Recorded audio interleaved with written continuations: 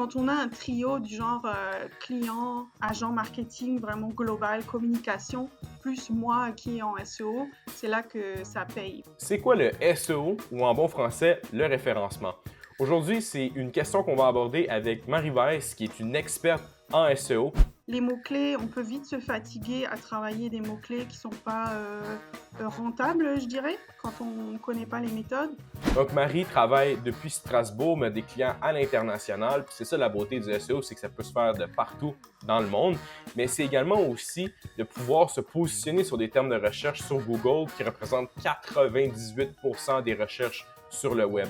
On a également aussi discuté des IA génératives, donc de l'intelligence artificielle et comment aujourd'hui des plateformes comme ChatGPT, Gemini viennent complètement chambouler ou modifier les habitudes de recherche des internautes. Il y a plus en plus d'impressions, plus en plus d'affichage et un peu moins de clics. Donc c'est sûr que c'est un peu inquiétant.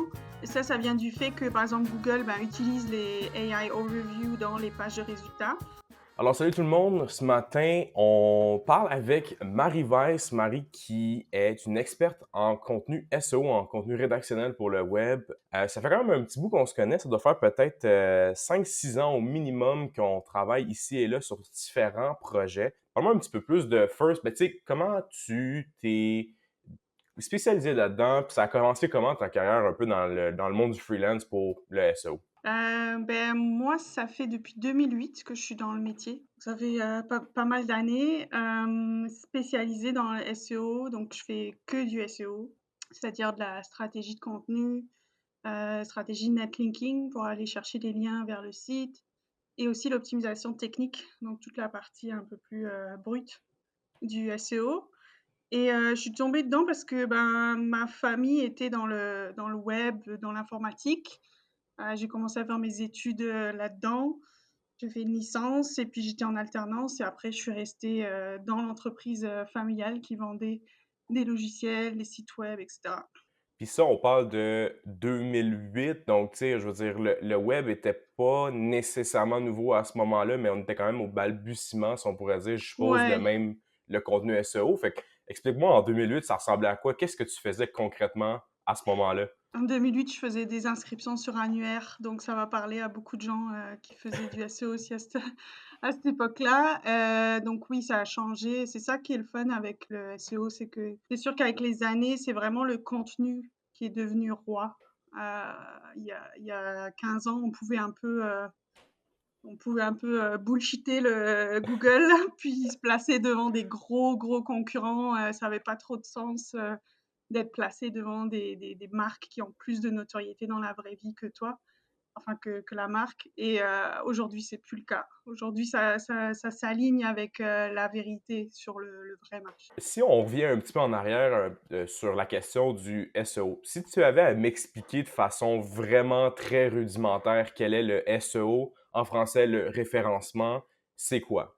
En fait, le SEO, donc ça veut dire Search Engine Optimization, c'est le fait d'optimiser son site pour qu'il soit bien placé sur les moteurs de recherche. Et donc, comment ça se fait? C'est qu'on peut en quelque sorte manipuler ce qui s'affiche sur Google sur certains mots-clés. Comment est-ce qu'on le manipule? C'est-à-dire qu'on va modifier son site techniquement, on va corriger des choses sur le site qui ont été développées d'une telle sorte qui n'est pas optimale. Et on va aussi produire du contenu sur le site web pour apparaître sur les mots-clés qu'on définit ensemble.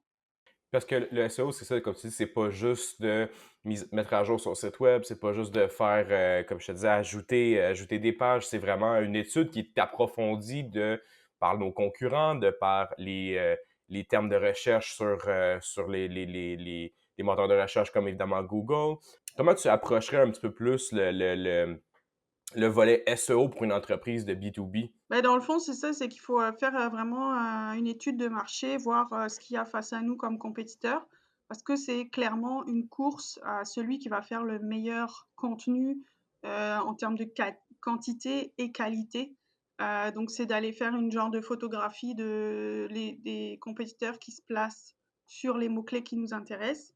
Les mots-clés, on peut vite se fatiguer à travailler des mots-clés qui sont pas rentables, je dirais, quand on ne connaît pas les méthodes. Donc, il faut utiliser les outils comme SEMrush ou Ahrefs pour aller chercher des mots-clés intéressants, donc qui ont un volume de recherche tous les mois qui est intéressant. Donc, c'est-à-dire qu'on peut savoir combien de fois chaque mot-clé est tapé sur Google tous les mois. C'est une data que Google donne gratuitement. Donc voilà, faut le faire intelligemment. Disons qu'on peut vite s'essouffler à mettre de l'énergie, à se dire ah oui, oui, je fais mon SEO moi-même. Mais dans le fond, si on n'a pas la méthode qui a marché chez d'autres, on est vite découragé. Puis, ce qui est le fun en plus de ça, c'est que, exemple, lorsqu'on travaille, j'imagine que tu dois avoir des clients également d'agences, des clients également qui sont dans l'industrie directement, mais tu sais, j'imagine que pour mener à bon port certains projets SEO, d'avoir en tête la cible, d'avoir en tête un peu plus les segments de marché ou dans l'industrie qu'on est, ça te simplifie un peu la tâche de pouvoir par la suite, tu sais, comme créer des articles sachant que on touche la bonne personne. Donc, tu sais, c'est comme la bonne article ou le bon contenu à la bonne personne au bon moment. Donc, comment toi, tu fais pour élaborer tes plans de contenu SEO pour être sûr que, bon, à travers l'année, on diffuse du contenu qui est toujours pertinent et qui se repose toujours sur le savoir-faire de l'entreprise? C'est le nombre de personnes qui sont sur le projet, ça fait quand même une force supplémentaire. C'est-à-dire que moi, je m'improvise pas spécialiste marketing au sens large. Si le client, il connaît bien sa marque, si c'est une entreprise locale, tu sais, il y a des choses qu'on peut un peu, pas improviser, mais disons, voilà, il y a des choses qui sont évidentes.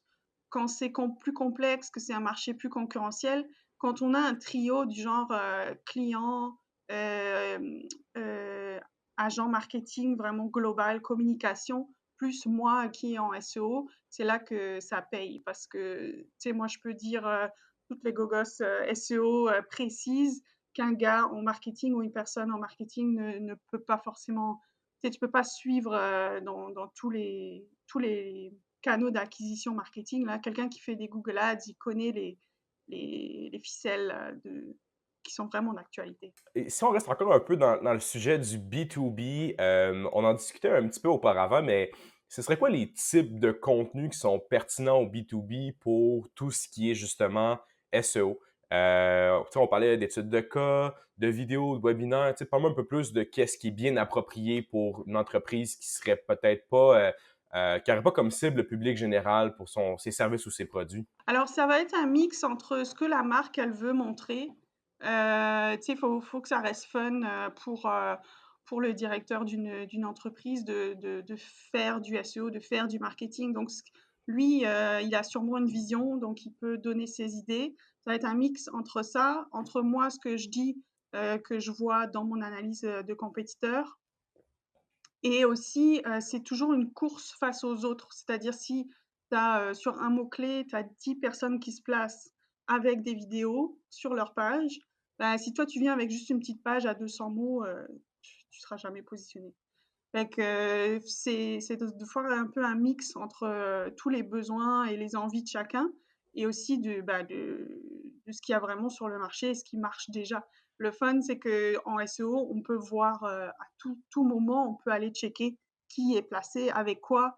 Tu après, tu as des outils qui calculent, le nombre de mots sur la page, qui calculent la densité de mots-clés sur la page. Il y a un outil qui s'appelle, par exemple, Neuron Writer. Celui-là, il permet de vraiment comparer ton texte que tu es en train de produire face aux compétiteurs qui sont déjà placés. Donc, c'est un mix entre tout ça. Tu l'as dit, c'est un mix. Je pense que le marketing, il n'y a pas seulement une réponse à une question, dans le sens qu'on ne peut pas juste se reposer sur une seule initiative pour pouvoir parvenir à nos objectifs. Fait que c'est pour ça que je trouve que le SEO vient bien s'intégrer à une stratégie, vient bien s'intégrer à un mix marketing parce que, bon, on répétera peut-être pas nécessairement les bases du marketing, mais on a du outbound marketing, on a du inbound marketing et le SEO s'inscrit beaucoup plus dans le inbound marketing. Donc, peut-être une des questions que j'aurais qui serait peut-être plutôt spécifique à l'industrie de la construction, l'industrie de la machinerie lourde ici au Québec, qui est comme notre expertise ici à l'agence, c'est euh, on a remarqué définitivement que certains termes de recherche sont assez rudimentaires. Donc, on peut voir que chez certains de nos clients, lorsque les gens cherchent un produit, ils vont chercher le produit et une taille de ce produit-là. Il n'y a pas vraiment de variation nécessairement dans les termes de recherche sur Google. Est-ce que ça représente un défi pour toi que cette façon de rechercher un produit est assez rudimentaire ou c'est plutôt une opportunité? Comment tu vois cette habitude-là, si on pourrait dire, de recherche? Bah, c'est sûr que ça va être des mots-clés très génériques, très concurrentiels, parce que c'est des mots, disons des mots-clés à seulement quelques mots, parce qu'on peut appeler aussi un mot-clé une expression de 8 mots, tu sais, ça peut être un mot-clé SEO. On peut pas se placer en un mois sur ces mots-clés-là, parce qu'ils sont très concurrentiels. Mais le fait de faire du contenu, qui est à la bonne longueur, qui est placé intelligemment sur le site, qui est écrit pour le SEO et pour l'internaute.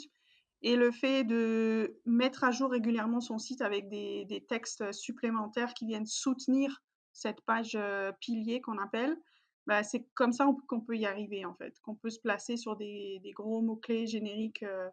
Donc je te dirais que c'est plus complexe, mais c'est toujours faisable en fait. C'est sûr qu'en 2025, on peut pas nécessairement éviter la question ou ne pas en parler, tout ce qui est l'intelligence artificielle, puis comment les plateformes comme Perplexity, comme Gemini, comme ChatGPT font pour justement se nourrir de contenu. Parce que bon, l'intelligence artificielle va se nourrir d'articles sur le web, va se nourrir de toutes sortes de plateformes sur le web pour pouvoir répondre à ces questions. Et c'est sûr et certain que ça change un petit peu plus les habitudes de recherche. Donc, on comprend que les internautes vont plutôt maintenant aller chercher des informations sur ChatGPT au lieu d'aller sur Google. C'est encore plus d'actualité aujourd'hui d'ajouter du bon contenu pertinent puis d'être positionné sur des mots-clés sur le SEO pour justement alimenter d'une façon ou d'une autre les ChatGPT de ce monde.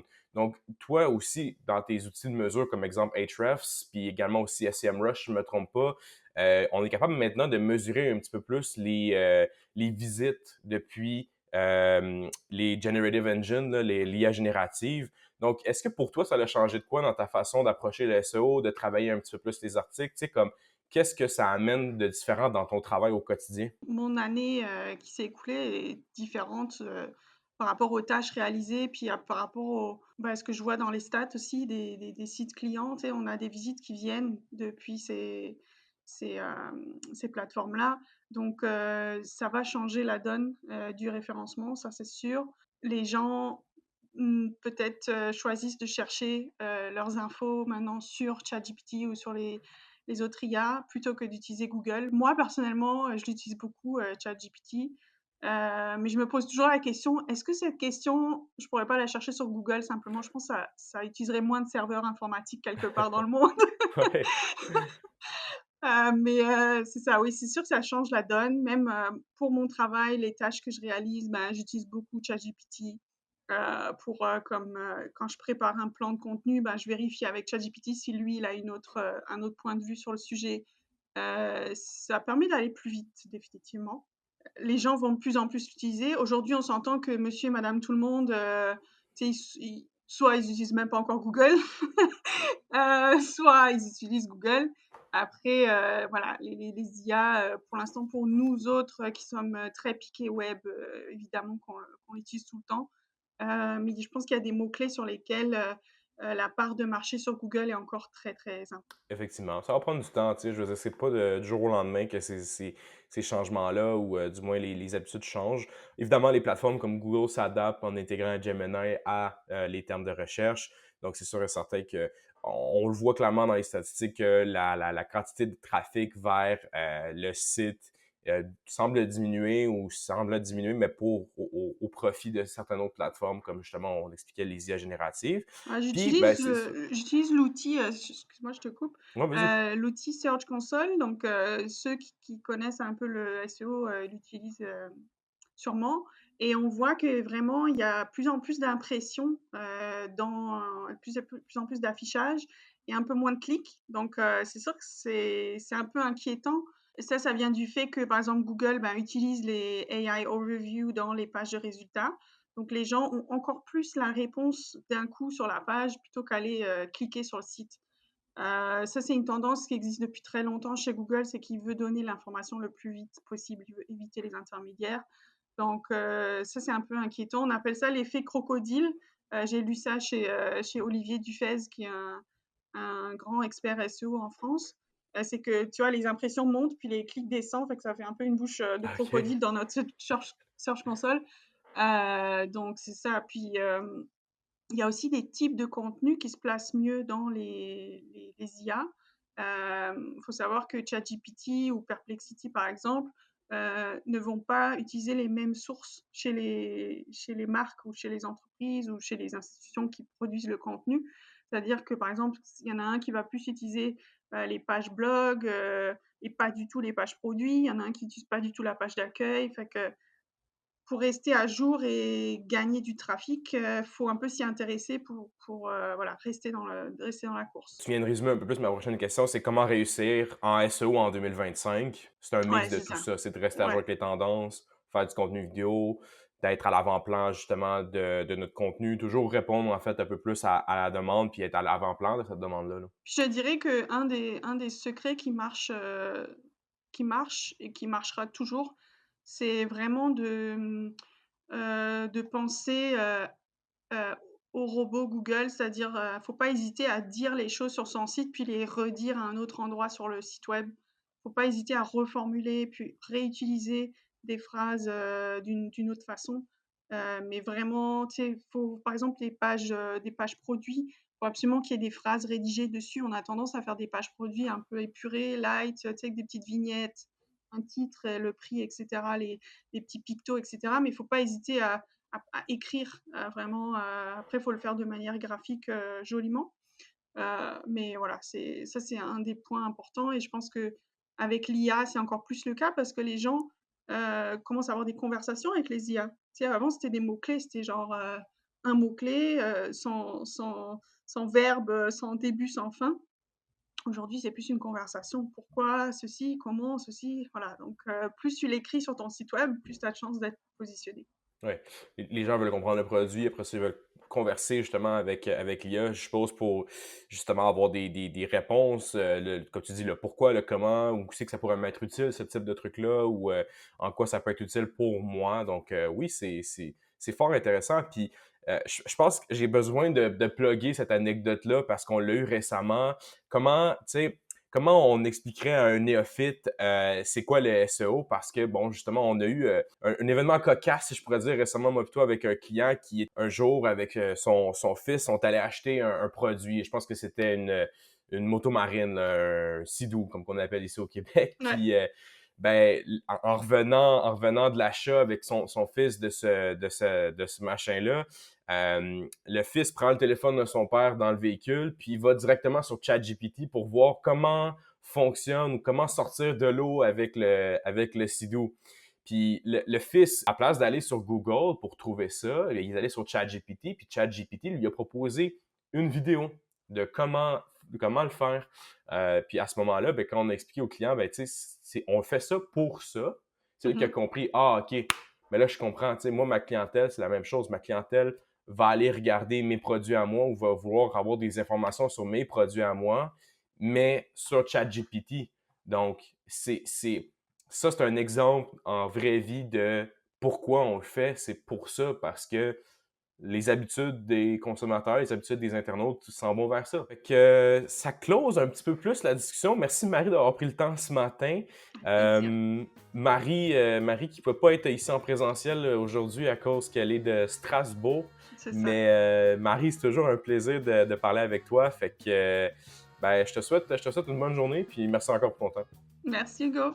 Donc, merci d'avoir écouté cette discussion-là, cette entrevue-là avec Marie Weiss. Si jamais vous avez d'autres questions par rapport au SEO, n'hésitez pas à lui écrire ou m'écrire directement. Ça va me faire un plaisir de vous aider.